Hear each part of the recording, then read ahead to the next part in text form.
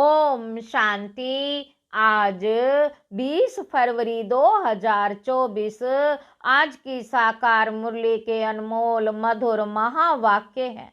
बाबा कहते, मीठे मीठे बच्चे, तुम्हें तन मन धन से सच्ची रूहानी सेवा करनी है। रूहानी सेवा से ही भारत गोल्डन एज बन जाएगा। आज की मुरली का प्रश्न है, बेफिक्र रहने के लिए सदा कौन सी बात याद रखो, तुम बेफिक्र कब रह सकेंगे। उत्तर है, बाबा कहे, बेफिक्र रहने के लिए सदा याद रहे कि यह ड्रामा बिल्कुल एक्यूरेट बना हुआ है। जो भी ड्रामा अनुसार चल रहा है यह बिल्कुल एक्यूरेट है। परंतु अभी तुम बच्चे बेफिक्र रह नहीं सकते। जब तुम्हारी कर्मातीत अवस्था हो तब तुम बेफिक्र बनेंगे। इसके लिए योग बहुत अच्छा चाहिए। योगी और ज्ञानी बच्चे छिप नहीं सकते। ओम शांति। पतित पावन शिव भगवानोवाच। बाप ने समझा दिया है कि देहधारी मनुष्य को कभी भी भगवान नहीं कहा जा सकता। मनुष्य ये भी जानते हैं पतित पावन भगवान ही है, श्री कृष्ण को पतित पावन नहीं कहेंगे। बेचारे बहुत मूंझे हुए हैं। भारत में जब सूत मूंझ जाता है तब शिव बाबा को आना पड़ता है। बाप के बिना उसे कोई सुलझा ना सके। वो ही पतित पावन शिव बाबा है जिसको सिर्फ तुम बच्चे ही जानते हो। सो भी नंबरवार पुरुषार्थ अनुसार भल यहाँ बैठे हैं। रोज सुनते हैं तो भी ध्यान में ये नहीं आता है कि हम शिव बाबा के पास बैठे हैं। वह इनमें विराजमान है। हमको पढ़ा रहे हैं, पावन बना रहे हैं, युक्ति बतला रहे हैं। हमको पढ़ा रहे हैं, पावन बना रहे हैं, युक्ति बतला रहे हैं। बाबा कहते, तुम सब दर्शन चक्रधारी बन रचता और रचना की नॉलेज पाकर काम को जीत जगत जीत बनते हो। तो वह बाप पतित पावन भी ठहरा, नई रचना का रचता भी ठहरा। अभी बेहद का राज्य पाने के लिए तुम पुरुषार्थ करो। हर एक समझते हैं हम शिव बाबा के से राज्य भाग्य ले रहे हैं। हर एक समझते हैं कि हम शिव बाबा से राज्य भाग्य ले रहे हैं। ये भी यथार्थ रीति समझ नहीं सकते। कोई थोड़ा जानते हैं, कोई तो बिल्कुल ही नहीं जानते। शिव बाबा तो कहते हैं, पतित पावन मैं हूं। मेरे से अगर कोई आकर पूछे तो मैं अपना परिचय दे सकता हूं। तुमको भी बाप ने अपना परिचय दिया है ना। शिव बाबा कहते है, मैं साधारण तन में प्रवेश करता हूँ। ये साधारण तन है, झाड़ के अंत में खड़ा है, पतित दुनिया में खड़ा है और फिर नीचे तपस्या कर रहे हैं। इनको भी तपस्या शिव बाबा सिखला रहे हैं। राजयोग शिव बाबा सिखाते हैं। नीचे आदि देव, ऊपर में आदि नाथ। तुम बच्चे समझा सकते हो, हम ब्राह्मण शिव बाबा की संतान हैं, तुम भी शिव बाबा के बच्चे हो, परंतु जानते नहीं हो भगवान एक है, बाकी सब ब्रदर्स हैं।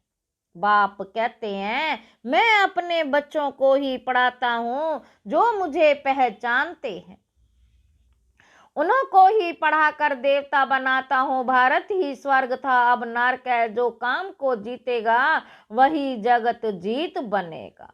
मैं गोल्डन वर्ल्ड की स्थापना कर रहा हूँ। अनेक बार ये भारत गोल्डन एज में था, फिर आयरन एज में आया। यह कोई भी जानते नहीं। रचना और रचना के आदि मध्य अंत को कोई जानते नहीं। बाबा कहते, आदि मध्य अंत को कोई जानते ही नहीं, रचता और रचना को भी कोई नहीं जानते। मैं नॉलेजफुल हूँ, यह एम ऑब्जेक्ट, मैं इनके साधारण तन में प्रवेश होकर नॉलेज देता हूँ। अब तुम भी पवित्र बनो, इन विकारों को जीतने से तुम जगत जीत बनो। तुम इन विकारों को जीतने से जगत जीत बनेंगे। यह सब बच्चे पुरुषार्थ कर रहे हैं, तन मन धन से रूहानी सेवा करते हैं, जिस्मानी नहीं। इनको स्पिरिचुअल नॉलेज कहा जाता है। यह भक्ति नहीं है, भक्ति का युग है द्वापर कलयुग, जिसको ब्रह्मा की रात कहा जाता है, और सतयुग त्रेता को ब्रह्मा का दिन कहा जाता है। कोई गीता पाठी आए तो उनको भी समझाएंगे गीता में भूल है। गीता किसने सुनाई, राजयोग किसने सिखाया, किसने कहा है काम पर जीत पाने से तुम जगत जीत बन जाएंगे। यह लक्ष्मी नारायण भी जगत जीत बने हैं ना। इनके 84 जन्मों का राज बैठ समझाए कोई भी हो, नॉलेज लेने के लिए तो यहाँ आना पड़ेगा, यहाँ आना ही पड़ेगा। मैं तो बच्चों को पढ़ाता हूँ, परंतु तुम्हारे में भी कोई इतना नहीं समझते हैं, इसलिए गायन है। कोटों में कोई, मैं जो हूँ जैसा हूँ, कोई तो यह 5% भी नहीं जानते। तुम्हें बाप को जानकर पूरी रीति याद करना है, मामे कम याद क्यों नहीं करते हो। कहते हैं बाबा याद भूल जाती है, क्या करे। अरे तुम बाबा को याद ही नहीं कर सकते हो।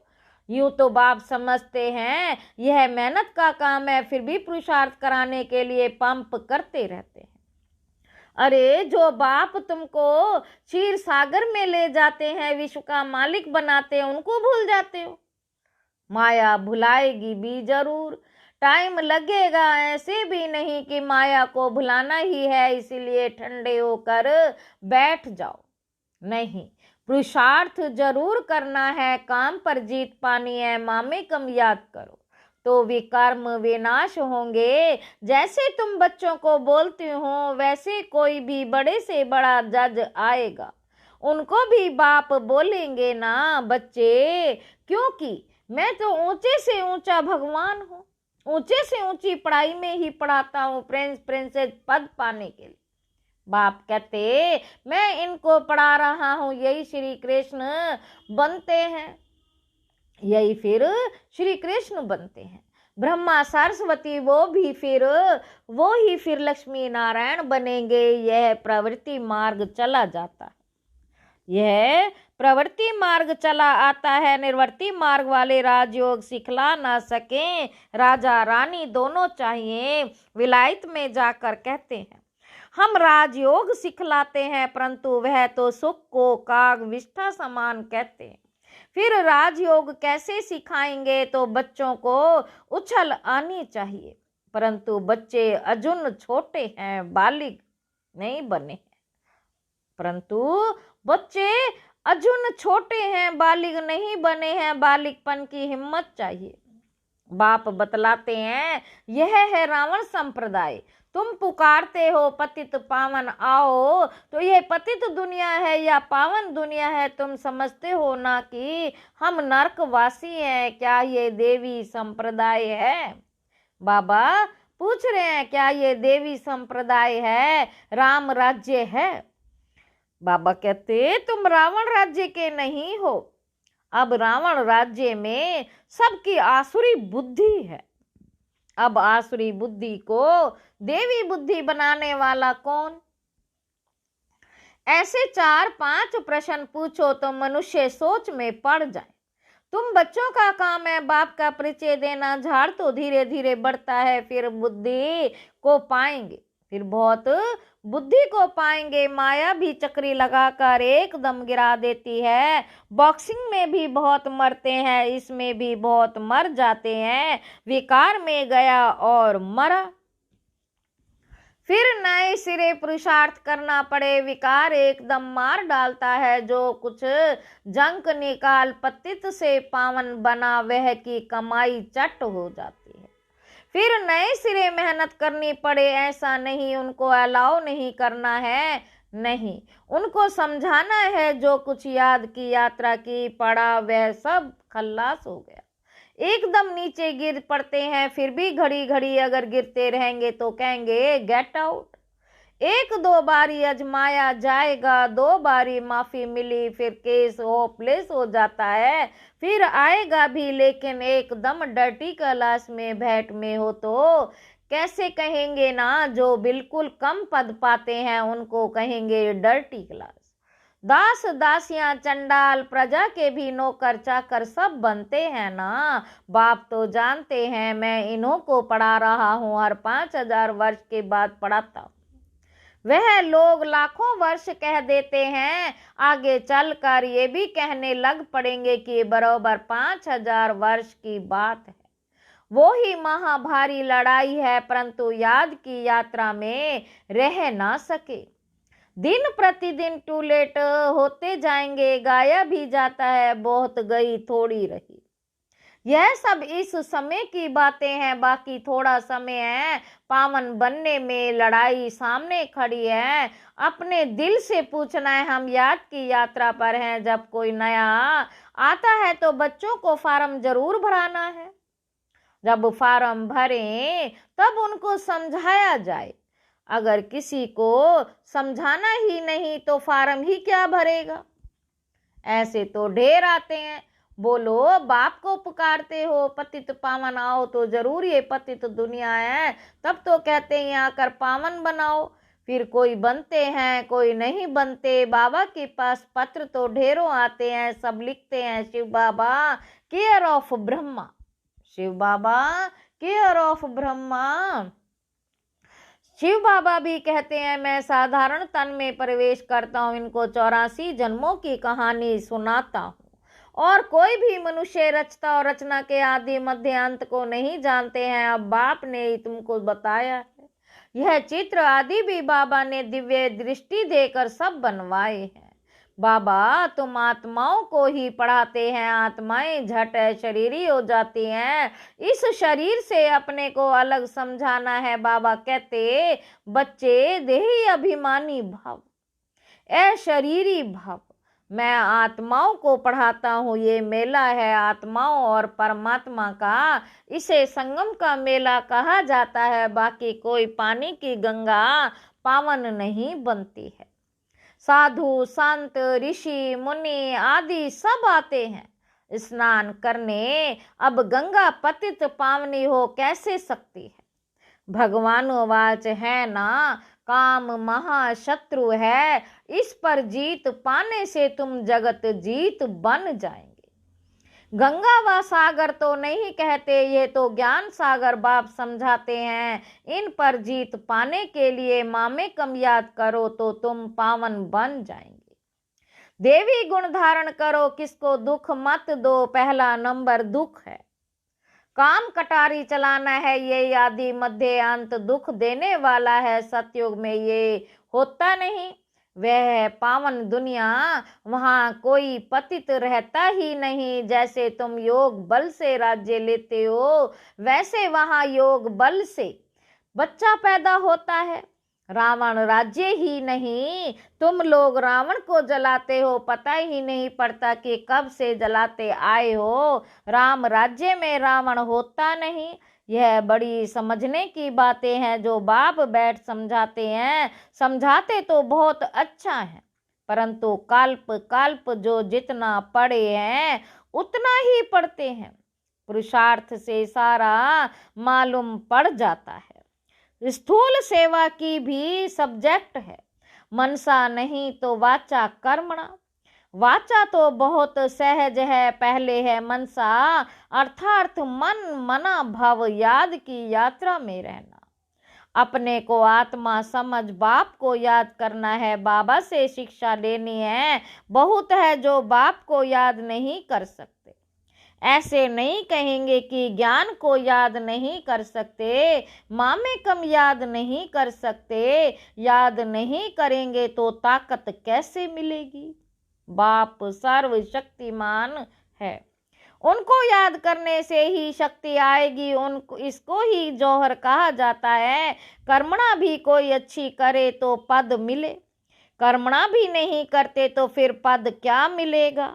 सब्जेक्ट होती है ना, यह है गुप्त समझने की बात। वो लोग योग योग करते रहते हैं परंतु समझते नहीं कि योग से तुम विश्व की बादशाही लेते हो।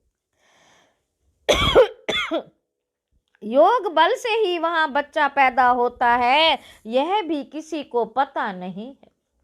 तुमको समझाया जाता है, फिर भी आधा कल्प के बाद तुम माया के मुरीद चेला बन जाते हो। आधा कल्प के बाद तुम माया के मुरीद चेला बन जाते हो। फिर माया तुमको अभी भी नहीं छोड़ती है। अब तुमको शिव बाबा के मुरीद बनना है, कोई भी देहधारियों का मुरीद नहीं बनना है। बहन भाई भी अब कहा जाता है पवित्र बनने के लिए।